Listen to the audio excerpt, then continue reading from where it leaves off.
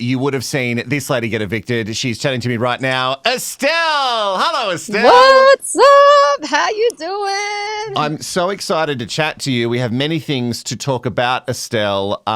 Let's start with how are you feeling today? You just showed me where you're coming to me live from.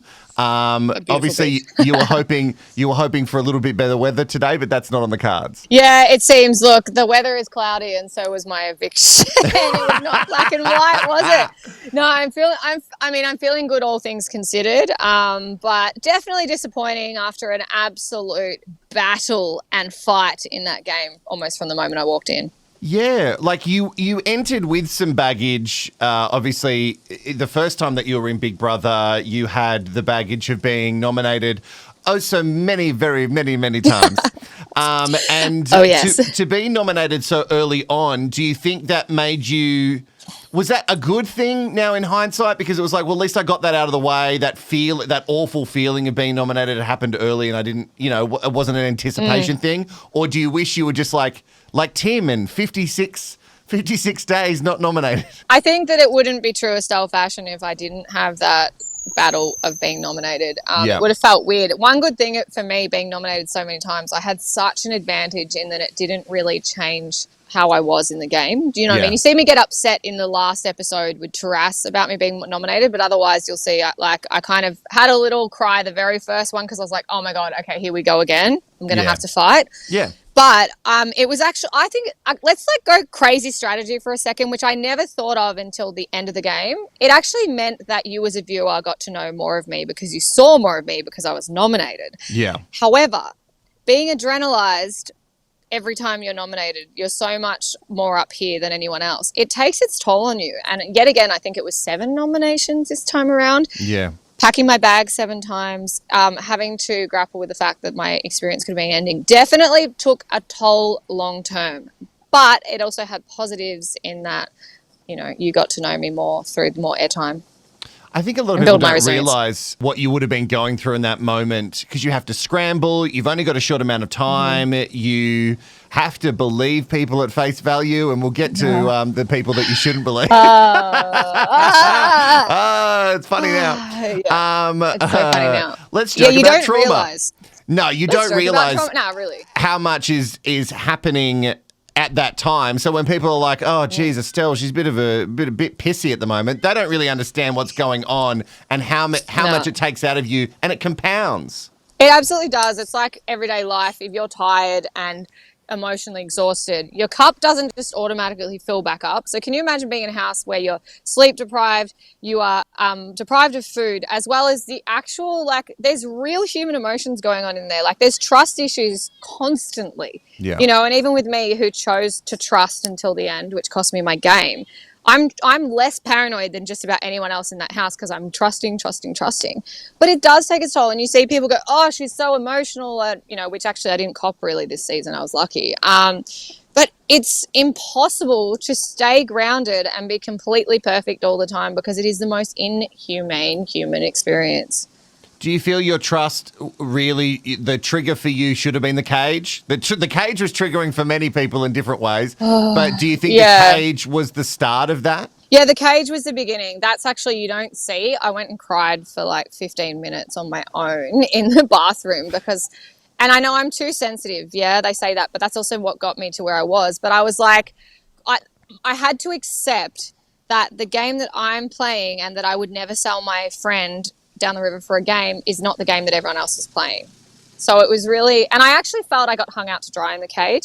When I went and approached Drew about, do you remember that kind of, it was pretty iconic scene where I'm like, Drew, dude, what are you doing? Everyone's annoyed with you. All OGs had expressed their feelings to me. I was the only one who kind of had the balls to go and address it and be like, hey, but we still want to work with you. But I got hung out to dry. Everyone acted like it was just me. So it was I was like, oh, I also went, okay, I should have really realized what was going on and listened to what people were saying. Like Tim really was potentially gunning for me from that week. And how are you meant to know that? I find it really interesting with your game because, and we'll get to head versus heart in a second, but when you go in with friendships, whether you played with them in a season, because when you're in Big Brother, and I was talking to Tully about this, it's a really odd dysfunctional family and you're a part of a special club and nobody else really gets it unless they've been in the club. So you all know each other, and being with the OGs, did you feel like, did you find it hard? Well, I know you found it hard, but was it like a huge learning experience to deal with friendships versus gameplay?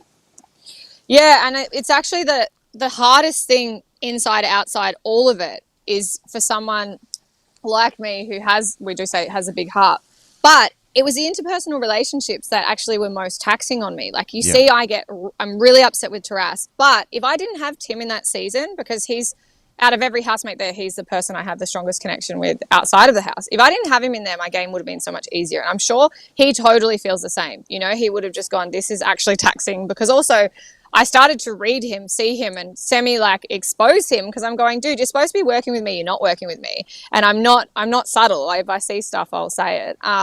So it was definitely, it would have been smoother sailing, because I wouldn't have had to try and manage that friendship. That was so hard, like trying to separate game. I couldn't do it. I couldn't separate the game and friendship. It seemed like you struggled a lot. Even with some of the newbies, there's one thing that I never really understood was the relationship between you and Johnson. We don't get to see everything. There's so many hours. But for whatever reason, and it was a few weeks ago, we just started to see Johnson get really irked by you. And you obviously knew it because you played up to it. Why? I had fun with it. Why was it? Why did he find you so annoying? Are you very annoying to live with, Estelle? It's funny because his and I's relationship is actually one of the most black and white, in that I loved Johnson's game because he wasn't afraid to be honest. Like, we'd be like, okay, we had this joke. We'd be like, all right, so we're nominating each other this week. Do you want pancakes with that? And we'd get on with it. I think I irked him simply because I was one of the biggest threats to his game. Like, he was coming for me, so I was coming for him. And he couldn't kind of, he kept kind of trying to be like, do you want to make a deal? And I wasn't about deals at that stage in the game. So I think it was just the fear of his own game is what pushed him against me. He's like, I've got to get her out of here. And a lot of that's what happened with all the housemates we see. Like, my God, how many of them were coming for me, is that they were terrified of the threat that I posed to their game. There was so many references to being a heart player or a strategic player. Oh my God. Head versus heart. Also, high roading, which you got accused of many times. And which is funny, because you're a horse girl. I don't understand why they didn't say high horsing. Like, it seems like a better term for you. Taras said it in the arcade. He actually said, don't come at me with your high horse. And I'm like, bruh. But you know what? I've got to be now, like, looking back, both of those labels were produced to try and reduce my game. They were to try and actually expose me as being either a threat, or they were it was to create a target in me. High horsing is basically, they were trying to be like, all it was is I stood up for Lulu at the start of the game because people were actually, like, paying no attention to her. I wouldn't say they were bullying, but they were leaving her out and things. And I addressed everyone, was like, guys, what's going on? And then other, housemates would make snide, awful comments, and I'd pull them up. So I'm not going to say that's high horsing. I'm going to say just stop being a dickhead, and you're annoyed that I actually called you out on your shit. So I feel like it was a way, and the head and heart thing was a way to try and diminish my game. And it's like, you can't be one or the other. The word strategy itself, you cannot be a head or a heart player. You are all encompassing. Everyone has emotional responses. Yep. Do you know what I mean? Like, It's just was so ridiculous that was a concept. But I do say, yes, I'm a heart player in that I play with my heart on my sleeve. It's quite transparent. You will see how I feel. I do not hide it. You had some amazing challenge feats. Incredible, considering the things that you have been through in your life, and more in particularly what your poor bloody body has been through. My God. Did you even amaze yourself? Oh, yeah. Like, no word of a lie. Watching back too, like, I don't want to sound conceited, but the eye of the tiger that I had in those challenges, I actually, like, look at myself and go, something was like came over me, because I lost my mum within a year of the show. Oof. And I feel like I was terrified. Like, this is the thing you don't know. I was carrying so much grief, which was just impacting me every single day. But Those first challenges, I was like, oh my God, my poor wrists. I cannot do this. I was terrified. And then something came over me when I beat Joel. I'm getting goosebumps. And then I knew I was unbeatable in those endurance challenges. And that's why it's so heartbreaking that I chose to trust Taras when I could have just like kept staying up there. But that was my game. Chose to love and trust. Do you think because you're so outspoken in the house, do you think that makes you a good player or a very bad player in this new era of Big Brother? I mean, as far as definition, it probably makes me a bad player, but I wouldn't be true to myself. Like, I'm still all about being real and not being fake. Do you know what I mean? Like, yeah. I'm so proud that I was ballsy to play on the front line. I didn't take deals other than, you know, Taras and I tried to have at that very end, that moment. But I was, like, unafraid to play in the front line, in the trenches. I remember Tim saying to me in that, you know, when he nominated me and they were like, will he save you? When he had that power. Yes. I remember him saying, Estelle, you need to take more risks. And I just was like, are you freaking kidding me? I have taken every risk in this game to not only protect myself and everyone else. And I'm so proud that I didn't take the easy route of being under the radar and being all silent and being everyone's best friend and throwing challenges and then at the end popping out. Like, I also respect that game, but it's not my game. Do you think that, because I get confused sometimes with how you should play the game, that everyone has their own opinion on how the game should be played. There's no shoulds. But yeah, no, there shouldn't be like really everybody can play in their own game and there's all different, like if you've watched Survivor, which is, you know, Big Brother's a comfy version of that in a lot of ways. But the gameplay is similar. Do you think everyone should just really try and appreciate everyone's gameplay while they're in it? Yeah, I think absolutely there's no right or wrong way to play a game or nothing that makes you a good or bad person. Obviously, the way Taras played was pretty questionable compared with my game, you know, because of my values, but it doesn't make it a bad. Like, I think that's we have to have the diversity. Imagine if we all played the same. It's like, oh, how predictable and boring, no one wants to watch it. So I think I encourage people to play their own game at all costs. Taras changed couple of weeks ago. Evil Taras came out, which I live for. The villain. The villain era. The villain era of Taras. A lot of people on the internet absolutely either loved it or really hated it. Did you see villain Taras before that, or was as it was coming out, were you like, oh wow, this is not a person I've met before? Look, it's actually, I still kind of am sitting here going, who is Taras? There were glimpses of Taras that I should have realised. He had this knack, like we don't see, but he had this knack of driving the knife in and twisting it when he didn't need to. So he, for example, when he first nominated me, he took the first shot and like I really thought we were close. Like I was like, this guy and I are going to go to the final three together at different stages. And he showed no remorse. And there were moments when I saw his reaction, he would get really, really angry, like really angry to the point where I like would walk away. And I kind of should have realized that there were these key moments of, hang on, maybe Taras isn't every bit of butterflies and love bombing that we feel. But it's shocking to see the contrast in the diary room because he's like fully playing us. And he made this joke like, oh, imagine if I was just totally different in the diary room. And like we all kind of went, what? So now I'm seeing it. It's more shocking to me than anyone because I really, really fell for Taras.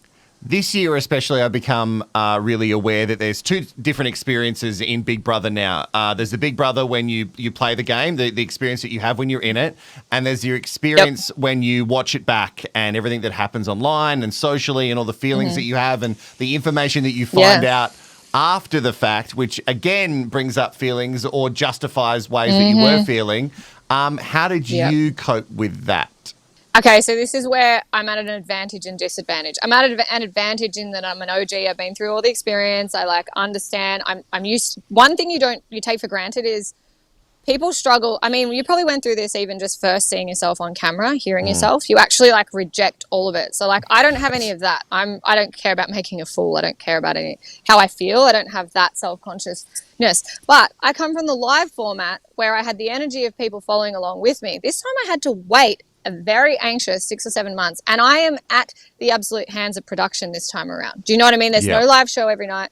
You don't see what's going on. So this was like almost worse in that I had expectations of what things were going to be like. And we didn't even get close. I just had, and I remember Taras was like, this is the thing, Taras was still playing the game, like going, oh, what happens if you be the villain? And what happens if you be this? Like trying to kind of, he said it to Gabby and I think trying to stoke the fire of anxiety. And it's like, it's all done now. I guess that's one thing. But it's like reliving trauma and tribulations, you know? You have those same feelings returning. So it's been exhausting. Yeah, in some of your tweets that were very popular on the internet, and I spoke to Lulu about this as well. It seemed like there was a lot of stuff that we didn't see, although I personally feel like I got the right vibe from Drew in the house. I feel like I'm walking away thinking, I understand what was happening. I don't know how close you and Drew were going into the house, but it seemed like you and Tim had a friendship. But I don't know, like, where does it stand now after everything that's happened, and how do you feel about it now after all of that went down online? Do you mean with Drew and Tim? Yeah, Drew and Tim. Well, I know I haven't seen anything socially from Drew apart from some stuff towards Sam. He doesn't exist. He's an enigma. But Tim and you had some words which were super full on. Volatile, awful. Yeah, really, really full on. I don't think called for, but that's my personal opinion. No. Agreed. I can kind of see a valid point in there was an experience in the house and we've moved on from that. So, you know, maybe don't take so much offense. I can kind of see that point. I still feel like you should be able to share your thoughts and feelings as it's happening, though. Yeah, I guess this is where it's really tricky. So I'll just address the Drew thing. The great thing about it's kind of like Johnson and I, it's black and white. So Drew and I are cool. It's fine. Particularly, we had some really good moments towards the end of the game. He's not competing against me anymore. He knew I also was a massive threat to his game. So he was, you know, that was irking him. It started with... It's funny because Drew talked about everyone complaining, but Drew actually was always complaining about everyone else complaining. And he just was quite snide and unkind at times. And I'm the type of person that if I see someone who's actually voiced to me they're being affected by the people's behaviour, I'll go and talk to them about it. And I guess even with me just addressing Drew didn't like that. And he called that policing the game. I'm like, dude, I'm not policing a game. I wish you would consider people's feelings because some of the things you're saying are not cool. But we are cool. Do you know what I mean? Because it's like, we get it.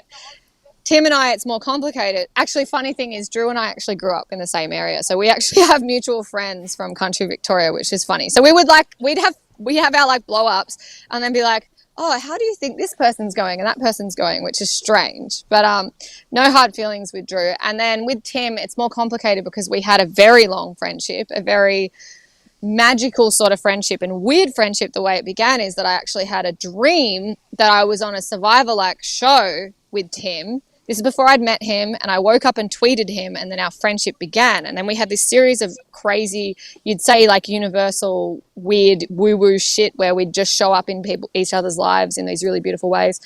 So, look, it's been hurtful with what happened with Tim more than what happened with Drew.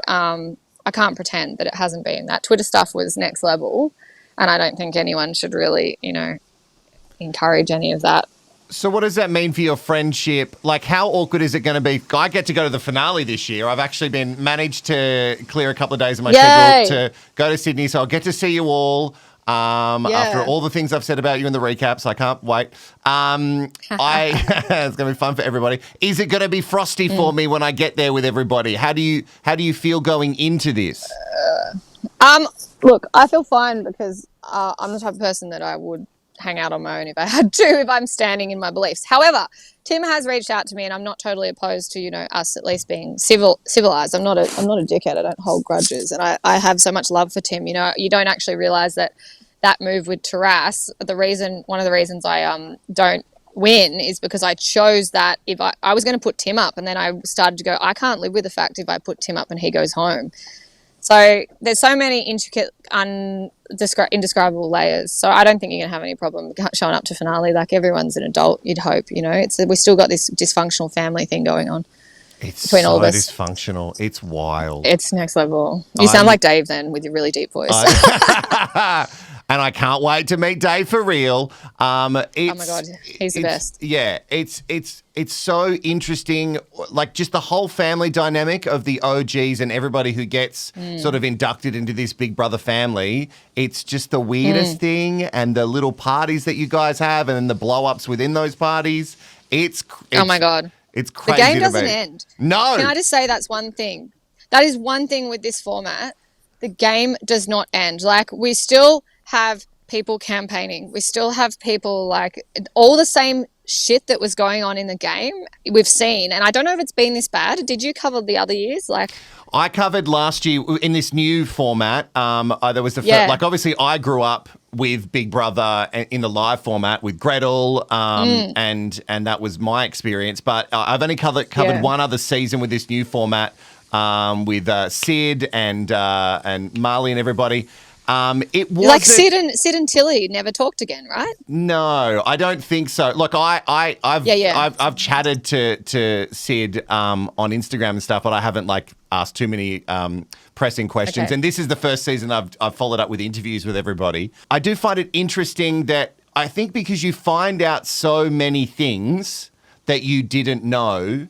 And then also to add the edit on top of that, and then to add the things that people say in the media or on social media, I think it all compounds, and it can really change your whole view of someone, even though you could have been so close. Totally. And that's the weirdest thing, is we're watching along with you and seeing what's happening. And I actually have found it the worst thing is that we can't talk about anything outside the edit. You've probably had Tully and others like talk to you about that. And that is so almost like, I'm not going to lie, it's almost gaslighting. Like, you're caged tiger. There's so much that you don't see that we want to discuss, not because we're trying to like tear anyone down, just because it was part of our experience and it explains everything that happened. We can't talk about it. That's like the hardest thing, is going, Yeah. Like, especially with what happened to me in that last day. There is so much more we did not see, and so much more that I wish I could share, but I can't. It's like, here's a bone, here's a bone, here's a bone, here's a bone. Why you do this to us? Why you do this to us, Estelle? I know. Look, I can't wait to actually meet you for reals at the grand finale, Horton Pavilion. We're all going to be there. I don't know what's going to happen. I don't know who's going to win, but it is going to be a time. Estelle, I hope the weather gets better for you. I hope. Thank you. It looks terrible right now. As you can see, I'm going to probably try and get myself in the ocean and have a bit of a surf. That is one good thing about when it's raining. But I've got horses that I'm hoping aren't going to be underwater, and I can't make that joke because we've been through floods already twice, and Sydney's flooding, and it's just been horrendous this year. It's just it's all over the shop. Well, I'm glad to talk to you. I'm glad to see that you're doing okay, because for you this season, it's been a time. Oh my God, roller coaster and a battle. But hey, look how far I got with all the odds stacked against me. You really did. Amazing challenge, beast. And I can't wait to meet you at the grand finale. Estelle, thank you so much for the chat. Thank you so much. Let's do it. Finale time.